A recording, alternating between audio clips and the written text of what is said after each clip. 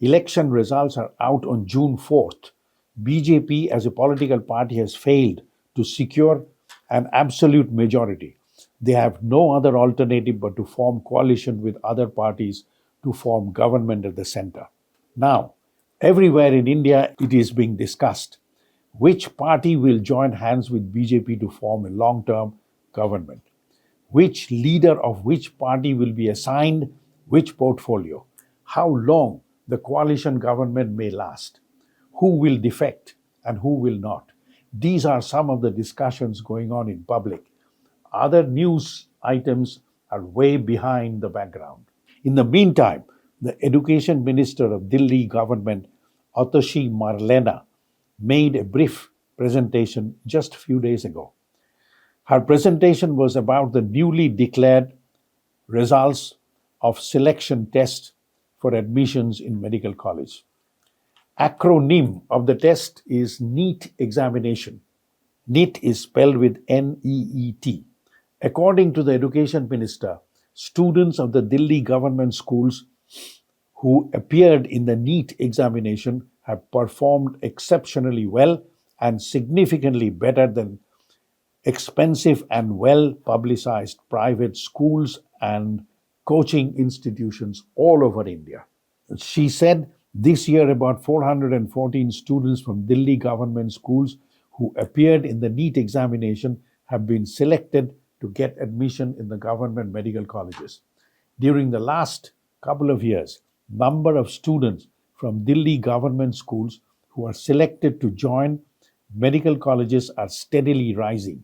During the last 5 years, number of students selected through NEET examination have increased 2.5 times. She further added, the Delhi government has established a special school after the name of B.R. Ambedkar, where a special curriculum is followed for gifted children. From the science faculty of this institution, about 255 students appeared in the NEET examination. Of that, 243 have been selected for admission in the medical colleges, which is about 95% success rate. She also added, there are 12 government schools where special programs for gifted children is followed. Students who appeared in the NEET exam from 6 such schools, all of them have succeeded in securing admission, a success rate of about 100%. In reference to this news item, the Education Minister congratulated the administration of schools, residents of Delhi, and conveyed a special thanks to the Chief Minister of Delhi, Mr. Arvind Kejriwal, whose initiative and drive has created the opportunity for the children of the underclass to get world-class education at no cost at the government schools, something that has never ever happened over the last 75 years. Before Aam Aadmi Party formed the government in Delhi, about 10 years ago, government schools were reduced to their minimum existence. The Congress and BJP political leadership decided to hand over government schools to profit-making private enterprise, thus eliminating all possibilities for children of underclass families to get even primary education. Soon after Aam Aadmi Party installed their government in Delhi, their leadership emphatically declared that their priority was to elevate the physical and academic standard of government schools to a world-class level. Their political leadership forcefully declared many times that the single most important criterion for inclusive growth and prosperity of a nation is to improve the quality of human resource through world-class schooling, healthcare, skills and entrepreneurship development tasks. The Chief Minister of Delhi government, Mr. Kejriwal, and the Minister of Education, Mr. Sisodia, made numerous public statements emphasizing the overwhelming importance of government investment in public education, healthcare, and entrepreneurship. The Chief Minister of the Delhi government, Mr. Kejriwal, and the Minister of Education, Mr. Sisodia, made numerous public statements emphasizing the overwhelming importance of government investment in public education, healthcare, and entrepreneurship development. This government also mobilized relatively limited resources to implement such projects on a war footing in Delhi. Initiative and drive of Delhi government in implementing these projects instead of support and encouragement are being met with fierce resistance from the institutions of the central government. Negative publicity from the government control. Oh, sorry. So let me read that again. Negative publicity from the government controlled mainstream media, despite sabotage and resistance from the central government, some of their works have drawn attention of international organizations. When a fellow citizen of a given country wins an international competition, be it Olympics, Nobel Prize, or even beauty pageant, it is customary for the nation to applaud, support, and encourage the winner to excel in their future endeavor. In the case of Aam Aadmi Party, undertakings of significant projects that have relevance in the future development of the nation, initiatives and drives that are new in the context of India and have never been undertaken over the last 75 years. Instead of encouragement, support, and cooperation, the central government mobilized their judiciary, police, income tax, and bureaucracy to not only discourage but somehow stop the projects undertaken by the Aam Aadmi government. Not only that, but the central government is also actively engaged in abolishing the party itself. Their core leadership, party's core leadership, is taken into custody under false pretext. The mainstream media, patronized by the government, is conspiring to create public opinion against the party and its government of Delhi and Punjab. In a way, the central government is out to influence common people to work and cast votes against their own interest. The central government is acting as though they are confronting a vicious foreign enemy. It is not our intention to support or oppose any political party in this presentation. Our intentions are plain and simple. It is to make common people aware that it is vital for them to understand, in their own interest, thoughts and concepts of which political leadership fits the interest of common people, works of which political leadership is professional and compatible with national interest, who can and cannot deliver the promises that are being spread out to gain power, who can submit a blueprint for all the development vote seekers promise, who should common people elect as their representatives in the national parliament, those who are all out to establish superior schooling for the majority of underclass, or those who capitalize on the importance of building impressive statues, temples, and buildings.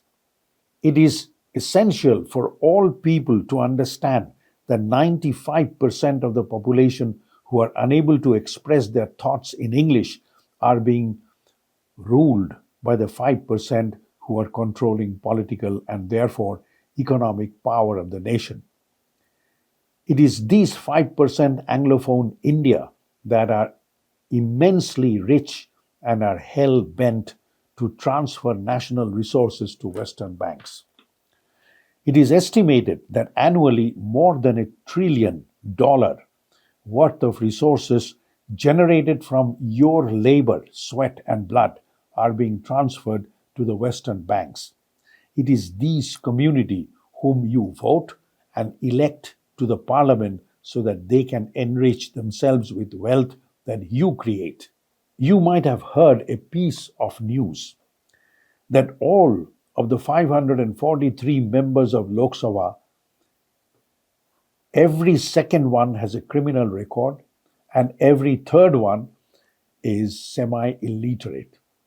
The same piece of news also says that nearly 90% of these members of parliament become multi-millionaires many times over soon after they're elected to the position of power in the parliament.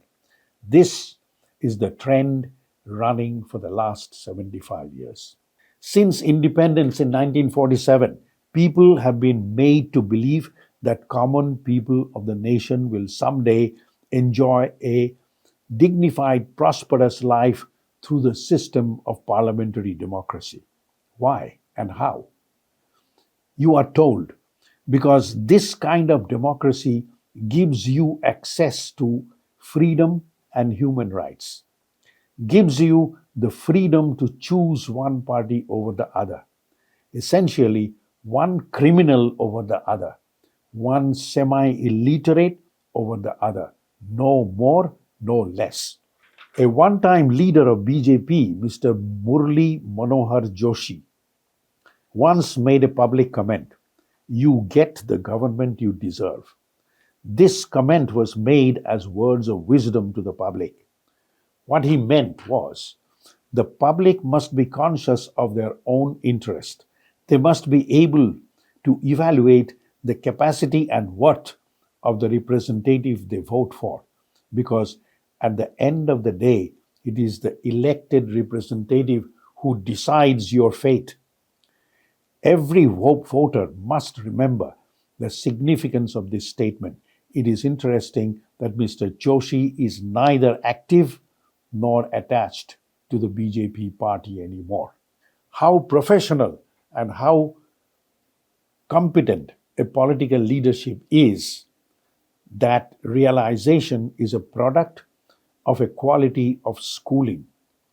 Today's education essentially means education in the expensive, upstart English medium schools that scavenge on Anglo-American leftovers, delinking Indians from their language, literature, history, culture, and tradition, an education designed to create an elite loyal to the Anglo-American West. Political awareness, referred by Mr. Joshi, cannot be acquired through this kind of education. Interest of 5% Indian ruling class is not only different from the 95% population who are ruled, but diametrically opposite to each other. Can I read the same paragraph again?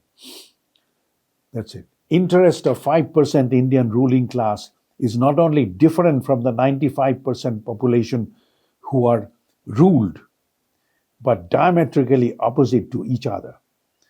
A political leadership that is committed to nation building through installation of right kind of schooling is very likely to be a threat to the political party that represents the ruling class. This class contradiction is what we are seeing in the real life setting today. The bottom line is, the ruling parties are not interested in the material gain of the majority population of the nation who live below poverty line. They can't express their thoughts in English, but they vote once in 5 years to establish that India is the largest democracy in the world. This is an eternal struggle between two classes. In this struggle, if Aam Aadmi Party wins, the force of India's human resource will be felt throughout the world. Else, India will remain as it is today, a loyal, domesticated, client state of Anglo-American West, but will continue to be branded as the world's largest democracy. If you like what you see and hear, please subscribe and ring the bell.